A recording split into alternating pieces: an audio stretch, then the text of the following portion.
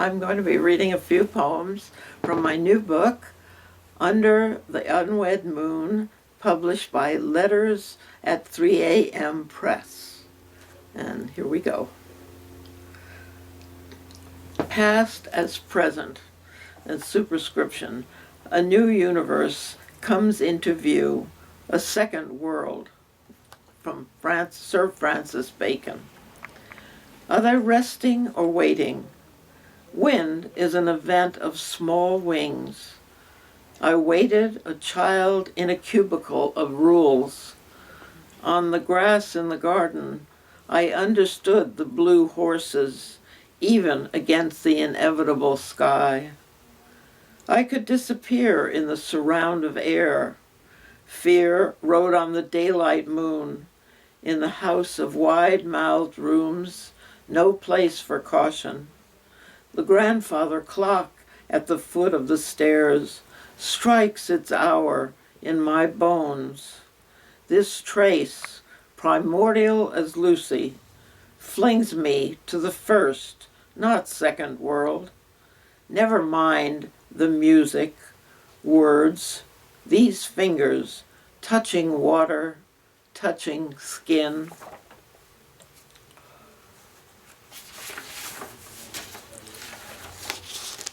This poem is called An Instrument to Light the Fruit, the Wine.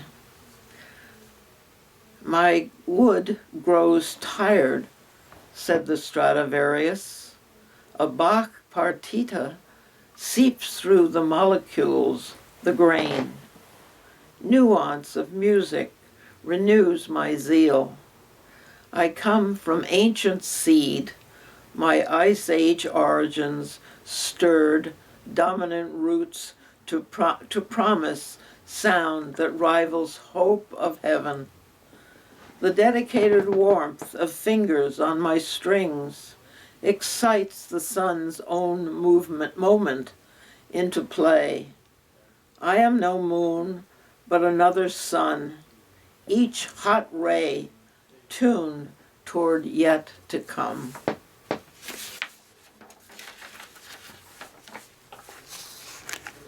Grateful among the living. She brought white cyclamen planted in a black ceramic pot. Japanese, she said. Far away, small splendors relieve the mind, too held by the nearness of regret. I stumble through these latter days, the sidewalk still warm through leather shoes. No longer a matter of how far, just the eye able to glimpse a yellow wing instead of a name, no more than signal.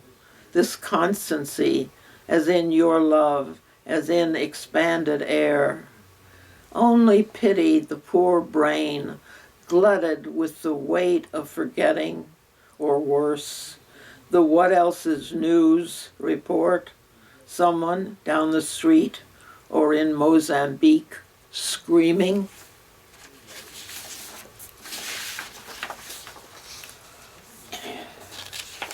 This poem is called As in the Sound of Words. I'm in love with more than pharmaceuticals. I prefer to listen to the words you shine as morning disappears.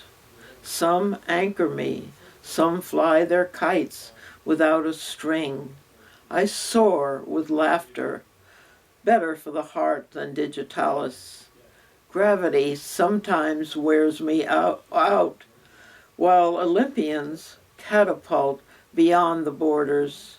A poet friend says she could live in the sound of August. It touches me, especially as it rolls its tongue in two directions.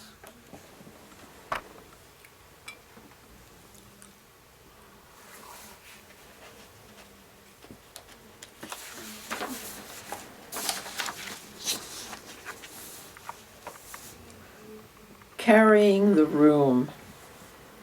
The woman at the piano wears a hat. She has left the door open, though nothing but a table can be seen.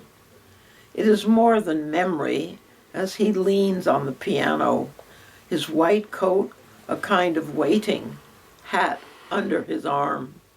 It is 1891. She smokes a cigarette. His black trousers hold his impatience. Why does he clench his fists? A coachman with tired horses knocks.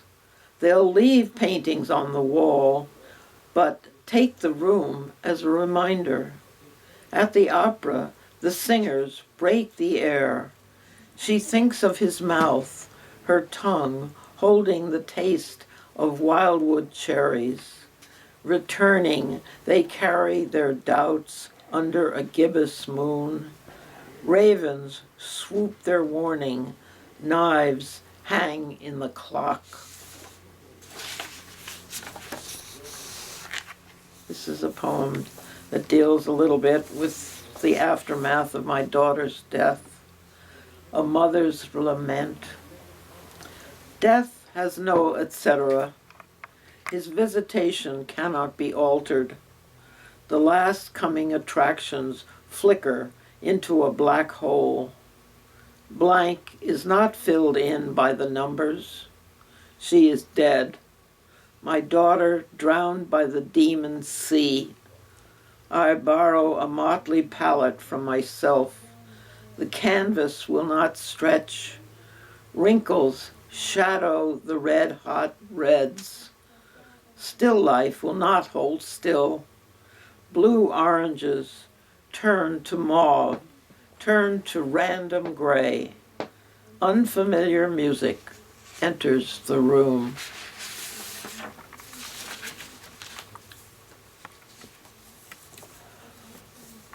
Late but richly lingering. The air is cooling, and the trees prepare for temporary loss. I sense without noticing these slipping days. Perhaps it is the poor excuse for winter in these parts. No exotic birds beat against our windows, only sparrows, pigeons, crows, and ocean close, the whiffing seagulls. There's mild amusement in my slow recovery from a fractured hip. Who am I kidding? At 92, my dead winter bears no likeness to this half-hearted late December drizzle. And yet I fell at moments when suddenly a mourning dove appears, velvet splendor, sound and sight, and more or most, your love that spreads its shawl like rosebud whispered, though still hot with juice of ripened on the vine Syrah grapes.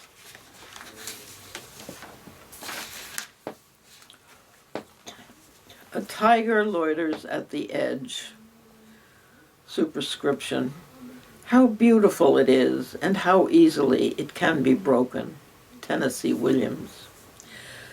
The center will not hold with glaciers calving, crashing into the bay. Yet blue has a way of exposing beauty. A woman, heavy with shopping bags, runs for the bus, still trailed by yesterday's fiery sunset, while others build bridges, leave nuclear waste. He follows unfortunates to charitable crossroads. Without the surround of architecture, there are only the stars, enough for Betty Davis smoking her shared cigarette, but breakfast is a long way off. A thin-necked egret flies overhead. In the flash of white, I feel the wind of Botticelli's Zephyr. Lurking in the nearby forest, Hieronymus Bosch crowds shadows with demons of distortion. You will not escape, cries Goya from his etched capriccios. In this short expanse, as though the come and go of sunlight measures time, I've loitered, chipping stones as though the earth could not predict its end. This poem is called After and Between. When a lion threatens to sharpen his teeth on your bones, it might be too late. When Chicken Little turns out to be right without a shelter in sight, you have little recourse. But if the wound, the stab, the tear, the tear has left you wailing for release, the ambulance of art will carry you beyond despond, beyond despair and atonement, wearing your blue dress. No one will see what you discover as you move through what has shamed you to the other side of loss, deaths that fell from trees, now bare but unique and bearable. These poems will appear in my new book, Under the Unwed Moon, published by Letters at 3 a.m. Press, to which I'm most grateful. And I'm Peggy Aylsworth.